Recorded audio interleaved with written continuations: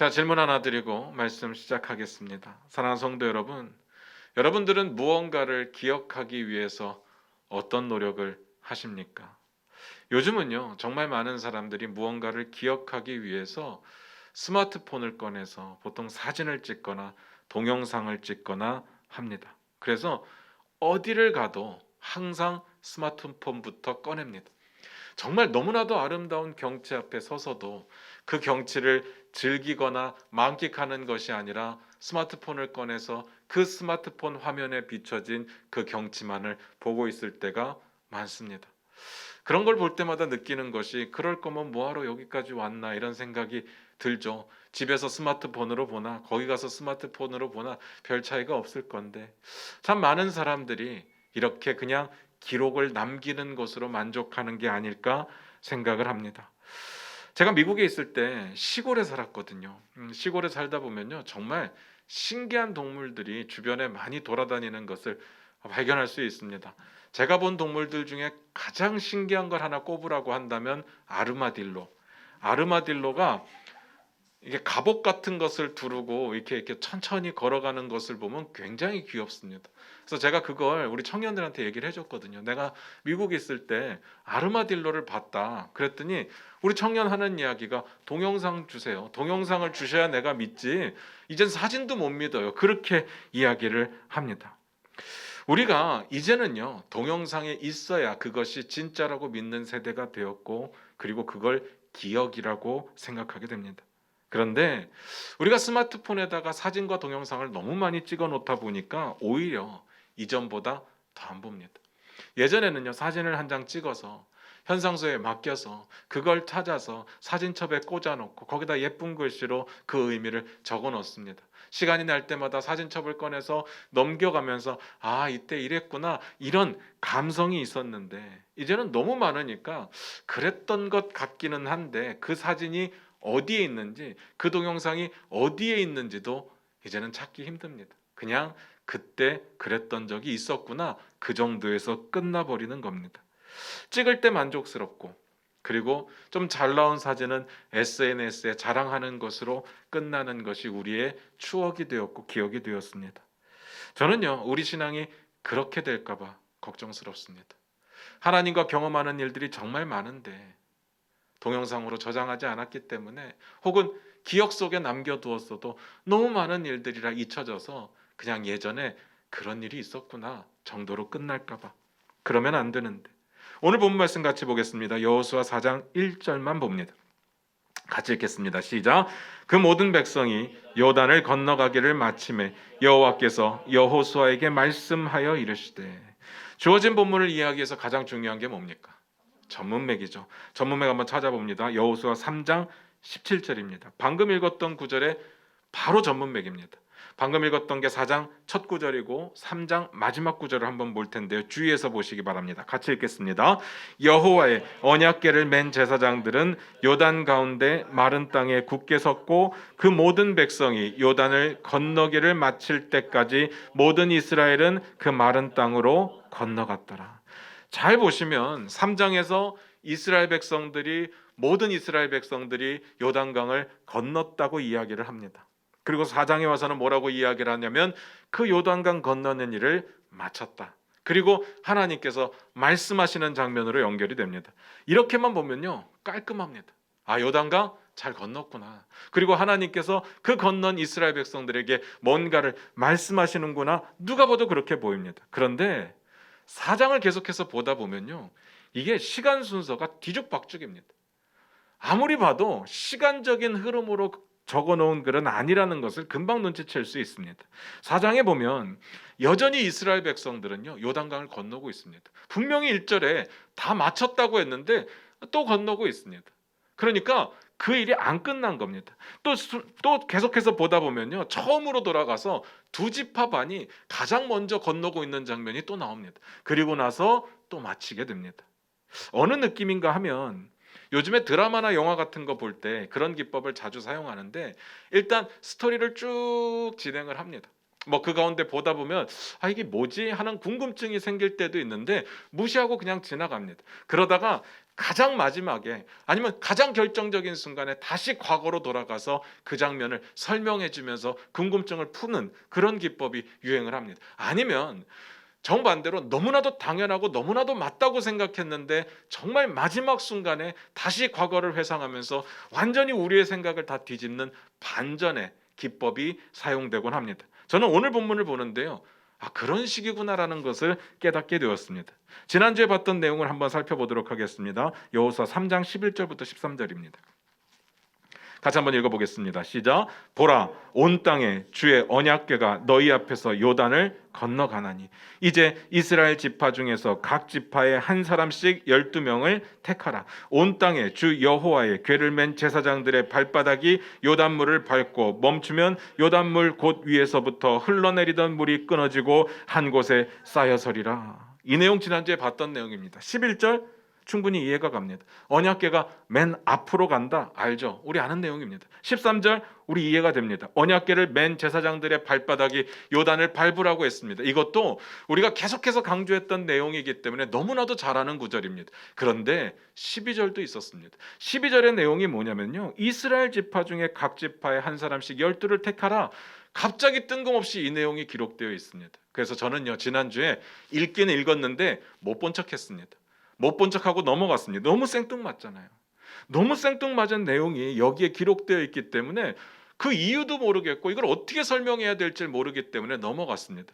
갑자기요, 막 요단강을 어렵게 막 너무나도 건너고 있는데 갑자기 그런 준비를 하고 있는 순간에 여호수아가 야, 12명 선택해, 이렇게 이야기를 합니다. 너무 뜬금없잖아요. 그런데 그 다음 내용이 12명을 선택했는지 안 했는지 그런 이야기가 나오지 않습니다. 그러니까 우리는 또 까맣게 잊어버렸습니다.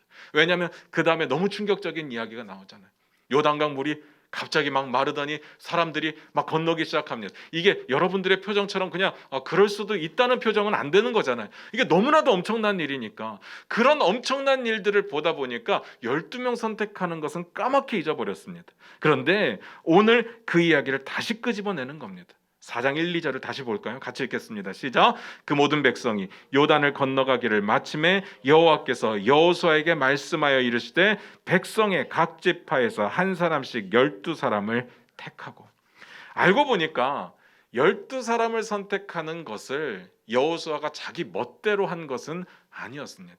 하나님의 명령이 분명히 있었습니다. 다만 헷갈리는 것은요, 여호수아는 요단강을 건너기 전에 12명을 선택하라고 했고 하나님께서는 요단강을 건넌 후에 12명을 선택하라고 해서 우리는 이걸 볼 때마다 좀 헷갈리죠. 근데 저는요, 별로 상관이 없는 게 하나님은 중요하면 여러 번 이야기하실 수 있습니다. 2번도 반복하시고 3번도 반복하시기 때문에 저는 이 부분은 중요하지 않습니다. 그리고 왜 이거를 제가 반복이라고 생각을 하는가 하면 여호수아가 하나님의 명령을 듣고 나서 성경에 보니까 이렇게 되어 있는데 준비된 그 12를 불렀다고 되어 있습니다. 그러니까 이미 여호수아는 선택을 했고 그리고 하나님이 부르실 때 그들을 다시 불렀다는 이야기입니다. 다만 3장에서의 그 내용은 포커스가 아니었던 것뿐입니다. 쉽게 말씀드리면요, 3장에서는 요단강을 건너는 사건이 모든 사건의 핵심이었고 초점이었습니다. 그래서 하나님의 명령도 선택하여 그 부분만 올렸던 겁니다. 이런 건 글 쓰는 사람의 표현 방식이기 때문에 어느 누구도 뭐라고 할 수 없습니다. 그리고 그 표현 방식이 굉장히 세련됐잖아요. 이 시대에 드라마 쓰는 사람들이, 영화 쓰는 사람들이 쓰는 방법을 지금 그때 여호수아가 쓰는 거잖아요. 어쩌면 그들이 이걸 따라했는지도 모르는 거죠. 3장에서 한 줄 딱 기록해놓고 궁금하게 만들어놓고 4장에서 다시 이야기한다? 굉장히 세련되어 있습니다. 어쨌든 그 명령을 받은 여호수아가 어떻게 준비하고 어떻게 순종했는지를 봤었습니다. 그리고 어떤 일이 벌어지고 어떻게 이스라엘 백성들이 요단강을 건넜는지를 다 봤습니다. 여호수아가 이스라엘을 이끌고 요단강을 건너가서 가나안 땅을 점령해야 되는 것이 하나님의 명령이었습니다. 여호수아를 처음 리더로 세우실 때 그때 하나님께서 주신 명령이었습니다. 그래서 여호수아는요, 여호수아 나름대로 그 명령에 순종하기 위해서 최선을 다했습니다. 여러분 다 봤던 내용입니다. 첫 번째로 뭐랍니까? 정탐꾼 보내죠. 정탐꾼을 보내는 일이 큰 도움은 안 됐습니다. 잘한 일인지도 모르겠어요. 그런데 제가 계속해서 강조했던 이야기가 뭐냐면 이게 불신의 방법도 아니었고 불순종의 방법도 아니었습니다. 여호수아 나름의 최선의 방법으로 하나님께 순종하는 것이었고요. 두 번째는요, 백성들에게 성결을 요구했습니다. 성결이라고 하는 것이 그냥 한두 가지의 율법적인 행위를 이야기하는 것이 아니라 요단강을 건너는 것이 하나님의 임재를 경험하는 거기 때문에 하나님의 임재를 경험하는 사람들이 준비해야 될 자세와 태도를 요구하는 것이라고 했습니다. 그리고 세 번째, 언약궤들을 2000규빗 떨어져서 따라가라. 하나님을 앞서지 않기 위해 노력했습니다. 하나님의 뒤를 따르기 위해 노력했습니다. 그게 여호수아죠.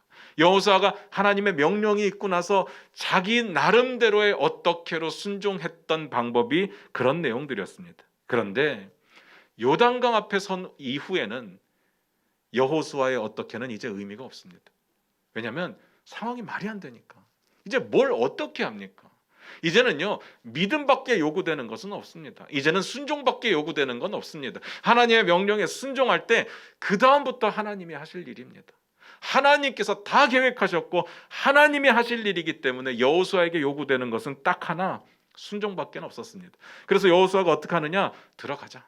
언약궤를 맨 제사장 당신들부터 요단강을 밟아라. 이건 믿음이죠.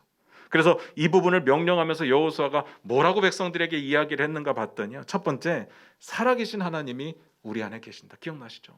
하나님 살아계시다. 그리고 그 하나님이 우리 안에 계신다. 두 번째, 언약궤를 맨 제사장들의 발바닥이 요단강을 밟아라. 하나님께서 밟는 모든 땅은 다 주신다고 약속을 했기 때문에 그거 믿자. 세 번째, 요단강에 물이 멈추고 어딘가에 쌓이리라. 이 쌓인다는 표현은 아무 때나 쓰는 표현이 아니라고 했습니다. 하나님께서 홍해 바다를 가르시고 언덕처럼 쌓아두신 것처럼 어떤 방식인지는 모르겠지만 어딘가인지는 잘 모르겠지만 하나님이 요단강도 멈추게 하시고 쌓이게 하시지 않겠느냐. 이게 여호수아의 믿음이었습니다.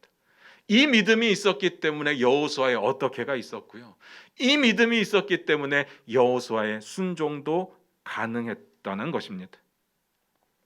그 다음은요, 이 믿음을 가지고 제사장들이 요단강 물을 밟습니다. 할렐루야죠.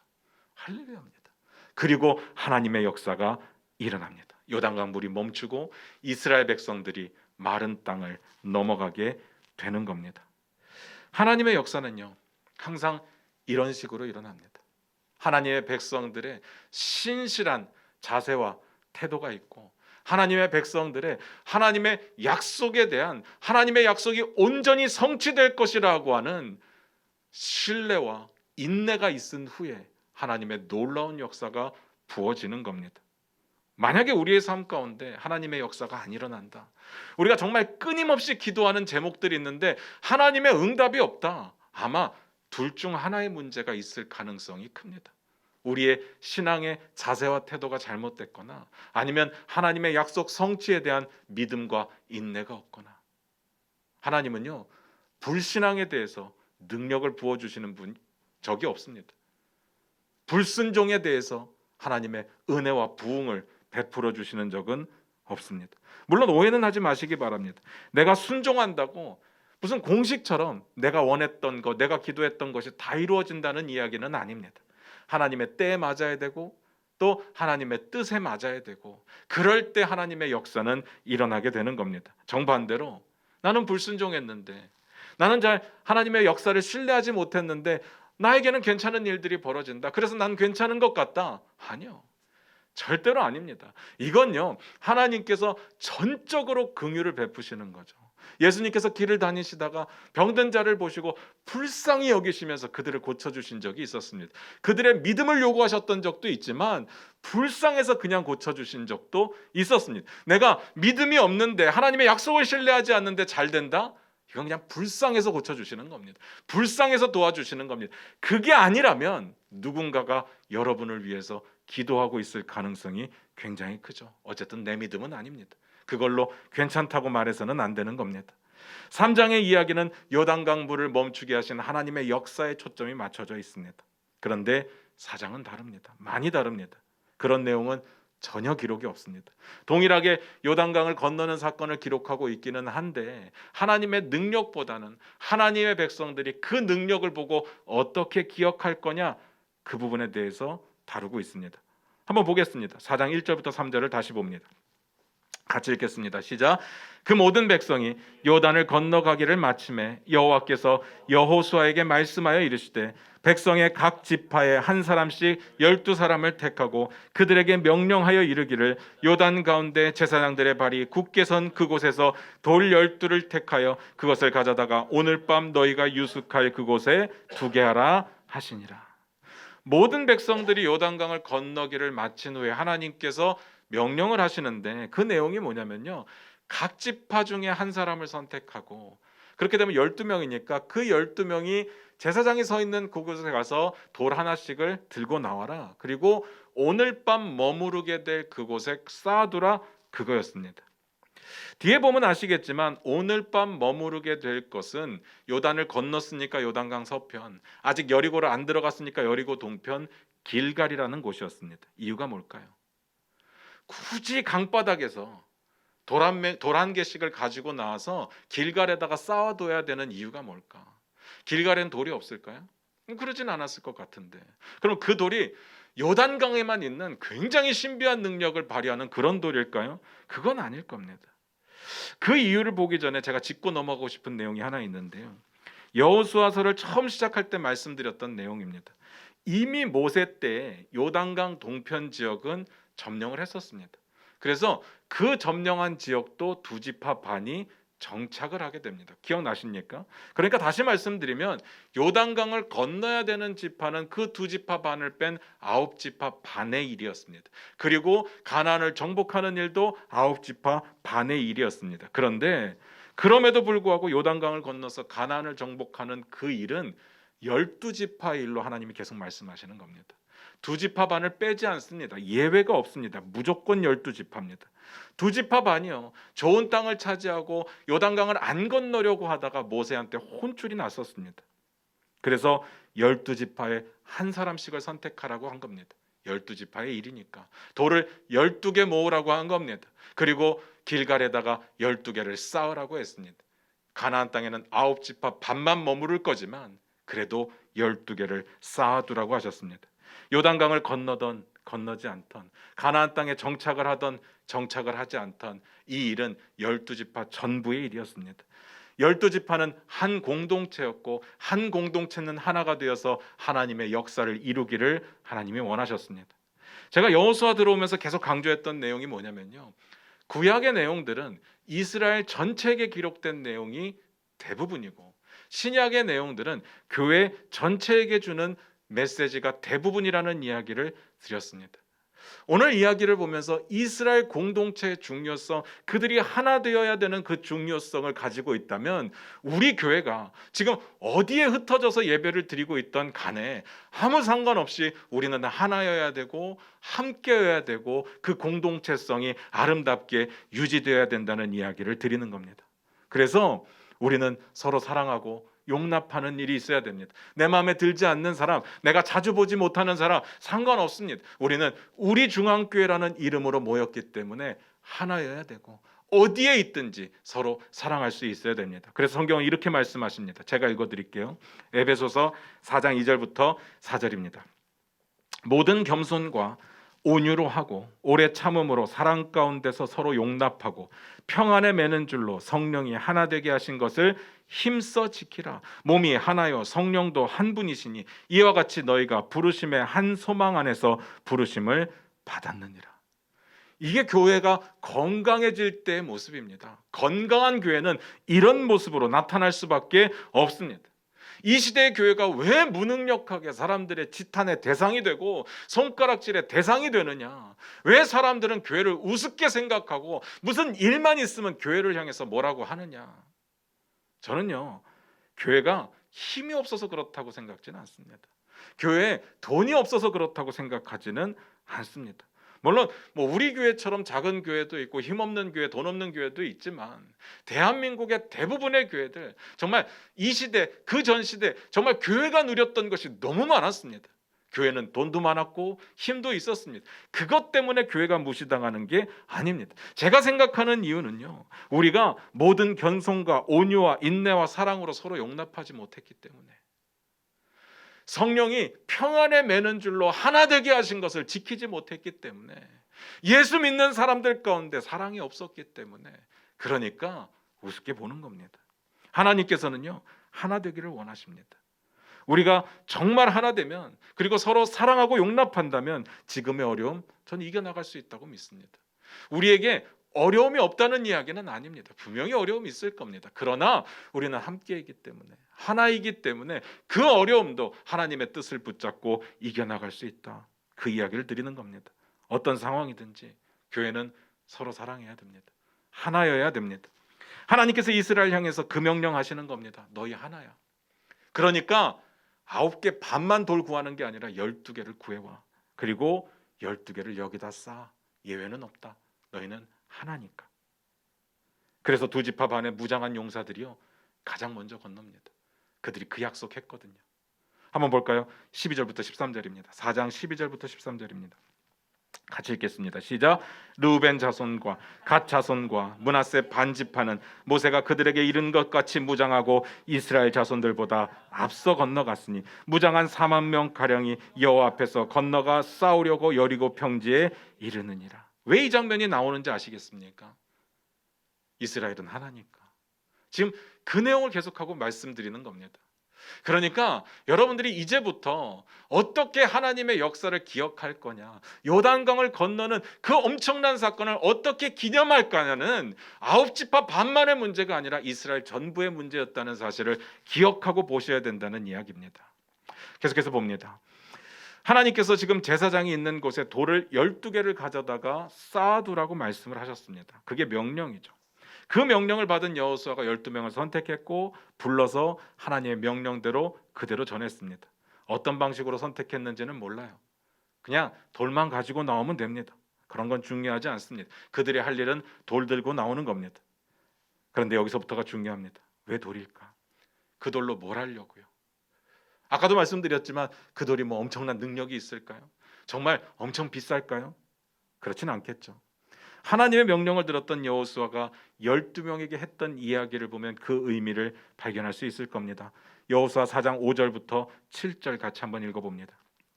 같이 읽겠습니다. 시작. 그들에게 이르되 요단 가운데로 들어가 너희 하나님 여호와의 궤 앞으로 가서 이스라엘 자손들의 지파의 수대로 각기 돌 한 개씩 가져다가 어깨에 매라. 이것이 너희 중에 표징이 되리라. 후일에 너희의 자손들이 물어 이르되 이 돌들은 무슨 뜻이냐 하거든 그들에게 이르기를 요단물이 여호와의 언약궤 앞에 끊어졌나니 곧 언약궤가 요단을 건널 때에 요단물이 끊어졌으므로 이 돌들이 이스라엘 자손에게 영원히 기념이 되리라 하라 하니라. 무슨 의미인지 아시겠습니까? 그 돌은요, 표징입니다. 표징이 뭔데요? 제가 이거 굉장히 설명 많이 드렸습니다. 표적, 사인, 표징, 기념, 이런 것들은요, 그것 자체는 의미가 없습니다. 그것이 가리키는 방향이 중요하다고 했습니다. 오늘 이야기도 마찬가지입니다. 돌 자체가 의미가 있는 것이 아닙니다. 그 돌을 보면서 뭘 해야 되는지가 굉장히 중요합니다. 여호수아가 이어서 이렇게 이야기합니다. 나중에 이 돌들을 자손들이 보면서 이게 뭡니까? 라고 말하면 하나님의 임재가 우리와 함께 했고 그 하나님의 임재가 요단강을 가르고 우리가 지나갔던 일을 기념하는 거야. 그렇게 말하라는 이야기입니다. 이런 걸 표징이라고 하죠. 그런데 여기서 오해하면 안 되는 게요, 진짜 중요한 부분인데 한번 다시 보도록 하겠습니다. 여호수아가 하나님의 명령을 받아서 전달한 내용을 다시 보도록 하겠습니다. 4장 5절부터 7절 같이 읽겠습니다. 시작. 그들에게 이르되 요단 가운데로 들어가 너희 하나님 여호와의 궤 앞으로 가서 이스라엘 자손들의 지파 수대로 각기 돌 한 개씩 가져다가 어깨에 매라. 이것이 너희 중에 표징이 되리라. 후일에 너희의 자손들이 물어 이르되 이 돌들은 무슨 뜻이냐 하거든 그들에게 이르기를 요단물이 여호와의 언약궤 앞에서 끊어졌나니 곧 여호 언약궤가 요단을 건널 때에 요단물이 끊어졌으므로 이 돌들이 이스라엘 자손에게 영원히 기념이 되리라 하라 하니라. 요단강에서 주워온 돌을 길갈에 두는 것 이해했습니다. 여기까지 뭐 어려운 거 없습니다. 그리고 그 돌이 요단강 도화 사건의 기념이 될 거라는 것도 충분히 이해가 되는 이야기입니다. 그런데 사실은요, 그 다음이 더 중요한 겁니다. 그 다음이 없으면 돌은요 그냥 돌일 뿐이고 잘못하면 우상이 될 수도 있습니다. 그 다음에 뭐라고 했습니까? 너희 자손들이 이 돌들이 도대체 뭡니까? 라고 물어본다면 하나님의 역사에 대해서 설명을 해줘라. 다 아는 이야기죠. 그런데 이게 중요한 겁니다. 여기서 그런가 보다 하고 넘어가 버리면 이 돌이 결국은 우상이 될 수도 있다는 이야기를 드리는 겁니다. 사실 오늘 포인트는요, 돌이 아니라 그 돌을 보면서 이걸 하라는 겁니다. 묻고 답하고. 이게 중요한 겁니다. 성경 한 거 찾아보고 계속해서 설명드립니다. 출애굽기 12장 24절부터 27절입니다. 출애굽기 12장 24절부터 27절입니다. 한 목소리로 읽어보도록 하겠습니다. 시작. 너희는 이 일을 규례로 삼아 너희와 너희 자손이 영원히 지킬 것이니 너희는 여호와께서 허락하신 대로 너희에게 주시는 땅에 이를 때에 이 예식을 지킬 것이라. 이후에 너희의 자녀가 묻기를 이 예식이 무슨 뜻이냐 하거든 너희는 이르기를 이는 여호와의 유월절 제사라. 여호와께서 애굽 사람에게 재앙을 내리실 때 애굽에 있는 이스라엘 자손의 집을 넘으사 우리의 집을 구원하셨느니라 하라 하매 백성이 머리 숙여 경배하니라. 아직 덮지 마시기 바랍니다. 24절에 볼 때 이 일이 무슨 일이냐면요, 유월절 사건을 말하는 겁니다. 하나님께서 애굽의 장자들을 죽이실 때 이스라엘 백성들은 문 설주와 문 임방에 양의 피를 바르게 했습니다. 그러면 그 피를 보고 넘어간다, 유월한다. 그래서 유월절이거든요. 그런데 그 유월절을 기념하도록 규례로 삼아서 지키도록 하시는데 그 가운데 이런 내용이 있습니다. 예식을 지킬 때 너희의 자손들이 이 날을 왜 지킵니까? 라고 물어본다면 하나님께서 이러한 방법으로 너희를 구원하셨다는 것을 말하라는 겁니다. 유월절 예식에는요, 항상 이렇게 하나님의 역사에 대해서 묻고 답하는 시간이 있었습니다. 유월절의 예식도 길갈에 세운 12돌도 세운 이유는 똑같습니다. 그 근본은 똑같습니다. 기념입니다. 당연히 자기 스스로도 그걸 보면서 하나님의 역사가 이렇게 일어났구나를 생각하겠지만 우리의 후손들에게, 우리의 자손들에게 하나님의 역사에 대해서 교육하고 흘려보내야 되는 그런 이유로 거기에 두라고 하셨던 겁니다. 단순하게 돌이 중요한 게 아니라 그 의미를 묻고 답하는 그 시간이 표징입니다. 그게 중요한 겁니다. 그렇다면 제가 여러분들께 묻겠습니다. 여러분은요, 그런 표징이 있습니까? 여러분의 집안은 그런 표징을 두고 있습니까? 제가 미국에 있을 때 들은 이야기인데요, 제가 경험한 건 아니고 들은 이야기입니다. 어떤 집에 가더라도 장식품이라는 게 있잖아요. 여러분 집에도 있습니까? 집이 많이 힘드십니까? 뭐 집집마다 장식품들이 있습니다. 뭐 예쁜 것도 있고 뭐 비싼 것도 있고 기념이 될 만한 것도 있고 다 장식품을 두죠. 여러분 집에 가장 눈에 잘 띄는 핫스팟에는 뭐가 있습니까? 가장 넓고 가장 위치가 좋은 핫스팟에 뭘 두셨습니까? 제가 안 가봐도 뻔한 게요, 대부분의 집들은요 가장 좋은 자리에 TV를 둡니다. 너무 안타깝죠. 가장 좋고 가장 넓은 자리에 TV를 두고 TV 앞에 가족들이 TV를 보고 모여 앉습니다. 새로운 종교 같죠. 너무 안타깝습니다. 어쨌든 근데 제가 말씀드리고 싶은 이 집은요, 가장 눈에 잘 띄는 핫스팟에다가 유리 항아리를 하나 이렇게 뒀습니다. 그리고 그 유리 항아리 안에는 돌멩이들을 넣어뒀습니다. 그래서 그 집을 방문하는 사람들마다 묻게 되는 거죠. 이건 뭡니까? 라고 묻는다면 그 집 주인이 그 항아리에서 그 돌멩이들을 이렇게 꺼내서 보여줍니다. 자세히 보니까 그 돌멩이에는요, 하얀색 글씨로 날짜와 감사의 제목들이 적혀져 있었습니다. 감사의 제목들이 너무 많은데, 하나님의 역사를 참 많이 경험하는데 자꾸 잊어버리는 겁니다. 이걸 어떻게 할까 고민을 하다가 그래, 돌멩이에 적자 해서 간단하게 날짜와 감사의 제목을 적어서 넣어둔 겁니다.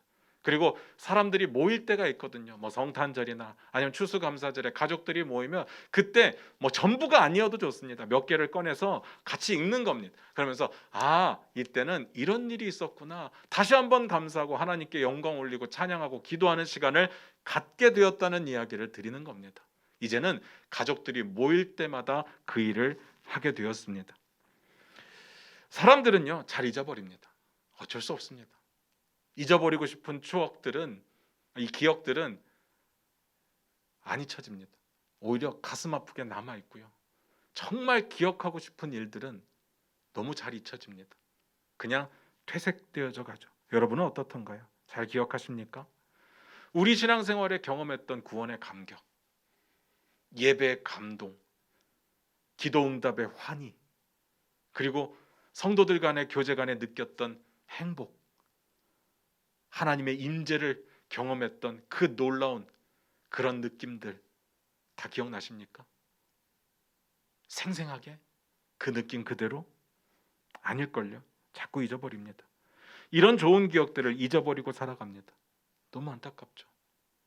그래서요, 우리가 고난이 오고 고통이 올 때 예전에 그 기억들을 떠올리면서 하나님이 이렇게 역사하셨어 하고 견뎌내야 되는데, 그런 예전의 기억들이 아무런 힘이 없습니다. 그냥 그때 그랬구나 정도일 뿐인 거죠. 내 삶에 아무런 힘을 발휘하지 못합니다. 아니면 성도들 간에 모여서 자기 옛날 이야기들 할 때, 막 신앙 이야기 자랑할 때 그때 끄집어 내어놓을 수 있는 라떼는 마리아식의 어떤 그냥 과거의 추억일 뿐인 거죠.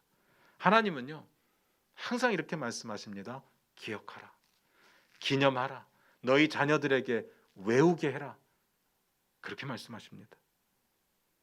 우리에게는요, 하나님의 임재를 경험했던 시간을 기억하기 위한 표징이 필요합니다. 그 표징을 바라볼 때마다 하나님의 임재를 떠올리고 하나님의 동행하심의 그 감격을 기억해낼 수 있어야 됩니다. 그리고 우리의 후손들에게, 자손들에게 우리의 신앙이 자연스럽게 흘러가도록 간증할 수 있어야 됩니다. 그래서 표징은요, 단순하게 돌멩이가 아닙니다. 하나님의 은혜를 나누는 시간들, 그 시간이 우리에게 꼭 필요합니다. 자녀와 앉아서 신앙의 지체들과 함께 앉아서 내가 경험한 하나님들을 나누는 시간들을 말하는 겁니다. 그런 표징 있으십니까? 어떻습니까? 갈수록요, 우리의 자녀들은 부모의 신앙을 물려받지 않습니다. 오히려 부모님의 신앙 때문에 하나님을 멀리하는 자녀들이 생기면 생겼죠. 제가 들었던 가장 안타까운 이야기 중에 하나는요, 결혼을 했는데 시부모님의 그 신앙의 모습 때문에 오히려 교회를 떠났다고 말하는 며느리들의 이야기를 들을 때가 많습니다. 너무 가슴 아프죠. 이유가 뭘까요? 표징이 없어서 그래요. 표징이 없습니다. 하나님께서 주신 은혜에 대한 감격도 없고, 그 감격을 기억해내는 노력도 없고, 내 삶의 자리에서 하나님과 함께 동행하려는 그 어떤 것도 없는데, 야, 믿음은 말이야 라고 가르치려고만 드니까 자식들은요, 그게 싫은 겁니다. 그냥 윽박지르지 않습니까? 이놈의 자식 교회 안 나가냐? 야, 아빠가 장로인데 엄마가 권사인데, 야, 네가 교회 안 나가면 나 쪽팔려서 어떻게 교회 다니냐? 그 말만 하는 거죠. 그 말만 하는 겁니다. 사랑하는 성도 여러분, 여러분의 가정은 어떻습니까? 표징이 있습니까? 우리는 자녀들에게 표징으로 보여줄 하나님의 임재 역사의 경험이 있습니까? 감사 제목들 있습니까? 그렇게 신앙을 나눠본 적이 있습니까? 꼭 우리의 자녀가 아니라도 우리의 형제들, 친척들, 친구들, 이웃들 어떻습니까? 신앙은요, 흘러가야 됩니다. 신앙이 흘러가지 않고 멈춰 있으면 썩게 됩니다. 내가 하나님의 말씀대로 살아가려고 하는 몸부림치는 모습이 있어야 되고, 아무리 힘든 상황 중에서도 하나님을 붙잡는 그 노력이 있어야 되고, 그 가운데 하나님께서 어떻게 나를 채워주시고 붙들어 주시는가를 우리의 자녀들에게 보여줘야 됩니다. 그게 없으면요, 우리의 신앙은 퇴색되게 되어 있습니다.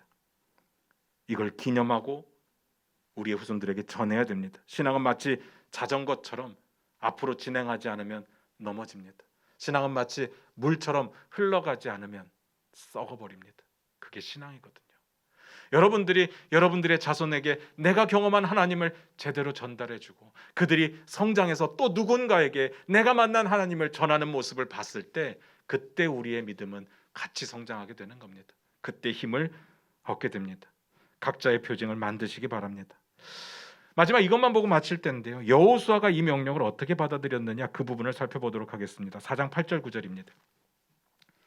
8절 9절 같이 읽겠습니다. 시작. 이스라엘 자손들이 여호수아가 명령한 대로 행하되 여호와께서 여호수아에게 이르신 대로 이스라엘 자손들의 지파의 수를 따라 요단 가운데서 돌 12를 택하여 자기들이 유숙할 곳으로 가져다가 거기에 두었더라. 여호수아가 또 요단 가운데 곧 언약궤를 맨 제사장들의 발이 선 곳에 돌 12를 세웠더니 오늘까지 거기에 있더라.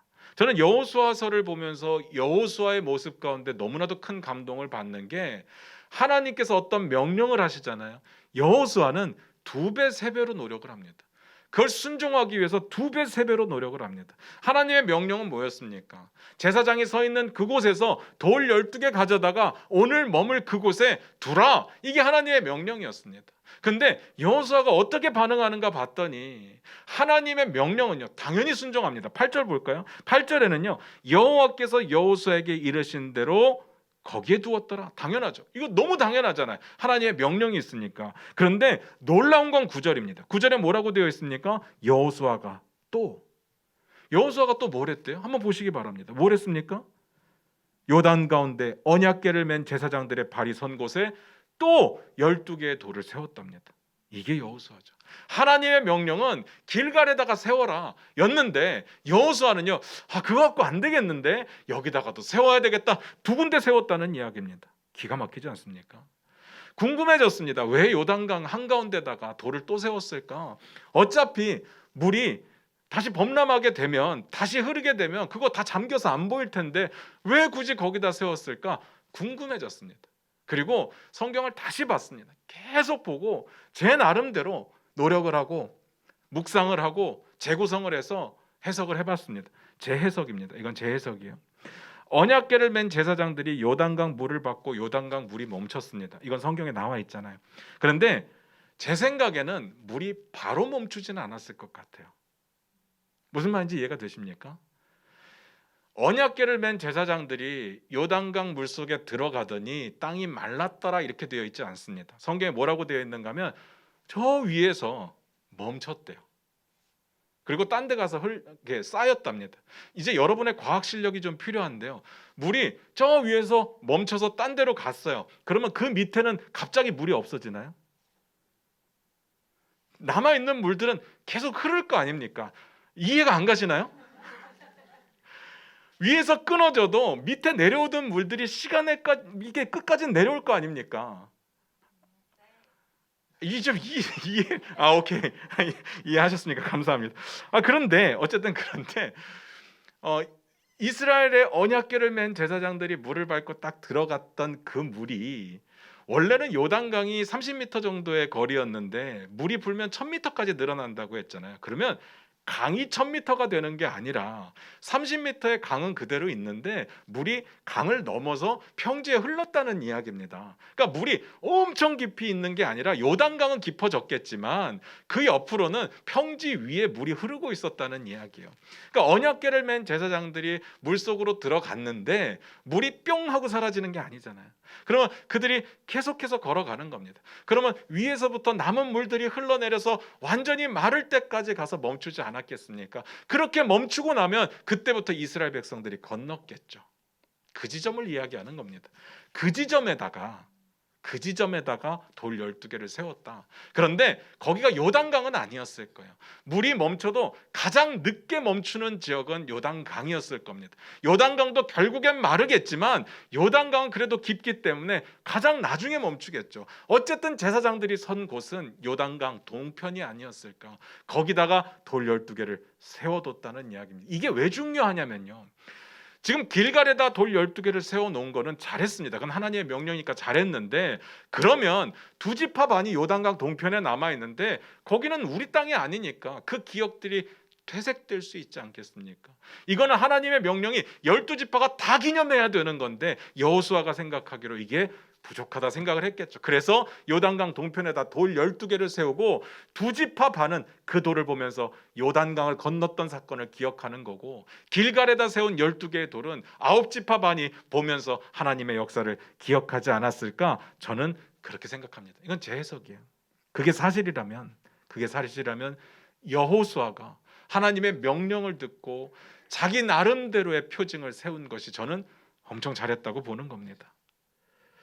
그게 여호수아의 어떻게였고 그게 여호수아의 표징이죠. 그리고요, 하나님은 그를 높이시면서 내용이 끝납니다.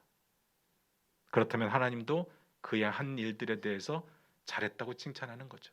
야, 이놈의 자식아, 내가 한 개 세우라 그랬는데 너 왜 두 개 세워? 이렇게 따지는 게 아니라 4장 14절에 보니까 이렇게 되어 있습니다. 같이 읽겠습니다. 시작. 그날에 여호와께서 모든 이스라엘의 목전에서 여호수아를 크게 하심에 그가 생존한 날 동안에 백성이 그를 두려워하기를 모세를 두려워하던 것 같이 하였더라. 오늘 본문의 이야기의 핵심을 잘 기억하시기 바랍니다. 표징은 돌이 아닙니다. 단순하게 돌 자체가 아니라 그 돌을 보면서 하나님의 역사와 하나님의 임재에 대해서 자손들에게, 이웃들에게 흘려보내는 것이 표징입니다. 그거 하라는 이야기입니다. 그걸 하려면 우리의 삶 가운데 하나님의 임재를 먼저 경험함이 필요합니다. 그런데 저는요, 예수 믿는 어느 누구도 하나님의 역사를 경험하지 않은 사람은 없다고 봅니다. 하나님께서 우리를 구원하신 역사, 우리가 예수 믿은 역사가 내가 잘나서 믿을 수 있는 게 아니거든요. 엄청난 사건이고 하나님의 살아계심을 보여주는 사건입니다. 그 이야기를 해야 되는 겁니다. 말씀 마무리하겠습니다. 그래서 어떻게 되느냐? 나중에 보면요, 길갈은 굉장히 중요한 위치가 됩니다. 사무엘이 사울을 선택해서 왕으로 세운 곳이 길갈이고요. 다시 말해서 이스라엘이 세워지기 시작한 곳이, 이스라엘이라고 하는 나라가 세워진 곳이 길갈이었습니다. 성경의 역사 가운데 보면 무슨 일이 있을 때마다 길갈에 모입니다. 그만큼 중요한 위치가 돼요. 거긴 하나님의 임재가 있었던 곳이니까. 그런데 역사 속에 보면요, 하나님을 향한 예배가 무너지기 시작한 곳도 길갈이었습니다. 사울이요, 사무엘이 오지 않으니까 그 마음속에 불안함을 달래기 위해서 자기가 제사장도 아닌데 직접 제사를 집례했던 곳이 길갈이었습니다. 그리고 북왕국이요, 길갈에다 우상을 만들어 놓고 거기서 숭배하게 했습니다. 잘 들으시기 바랍니다. 신앙생활에는요, 하나님을 향한 진정한 의미가 사라져 버리고 형식만 남는다면 우상이 될 가능성이 굉장히 높다는 이야기를 드리는 겁니다. 그러니까 요단강에서 가지고 온 돌이 신성하고 그 돌이 있어야 우리가 하나님을 기념하는 게 아니라 우리에게는 하나님께서 허락하신 놀라운 역사의 경험들을 우리의 후손들에게, 우리의 친구들에게 나눠주는 그 역사가 우리의 표징이 된다는 이야기입니다. 어쨌든 사무엘에게까지 그 의미가 전달되었다면 여호수아는 순종을 잘했겠죠. 그러니까 길갈이 중요한 위치가 되지 않았겠습니까? 그러니까 제가 여러분에게 묻고 싶은 건 이겁니다. 표징이 여러분에게도 있습니까? 여러분도 틈날 때마다 하나님께서 나에게 베풀어 주셨던 놀라운 역사에 대해서 나누고 계십니까?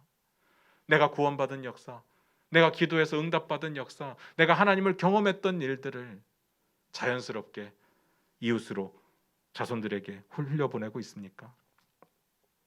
그게 있어야 됩니다. 굳이 추천드리자면 큐티를 하십시오. 그리고 큐티를 나누십시오. 날마다 경험하는 하나님의 임재를 나누게 될 겁니다. 그리고 가정의 예배를 회복하시기 바랍니다. 단순하게 설교하고 성경 구절 읽고 찬양하는 것이 아니라 내가 경험한 하나님을 나누고 자식들이 궁금해하는 하나님의 역사에 대답해 주는 것으로 우리 가정의 표징을 만드시기를 부탁을 드립니다. 요즘 전도가 힘들다고 이야기합니다. 모든 목사님들이 그렇게 이야기하고 모든 성도님들이 느낄 겁니다. 지금 교회가 전도하면요, 욕먹기 딱 좋은 시간들입니다. 그런데 코로나가 끝나면 괜찮을까? 그렇지 않습니다. 말이 안 되죠. 우리가 전도할 수 있는 방법이 뭐냐?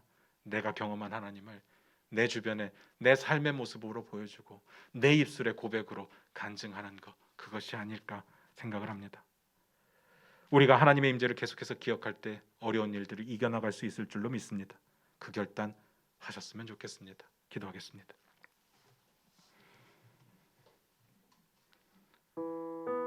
우리 반주 들으시면서 잠깐 한번 기도했으면 좋겠습니다. 하나님의 역사를 기억하고 있습니까? 하나님의 역사를 기념하고 있습니까?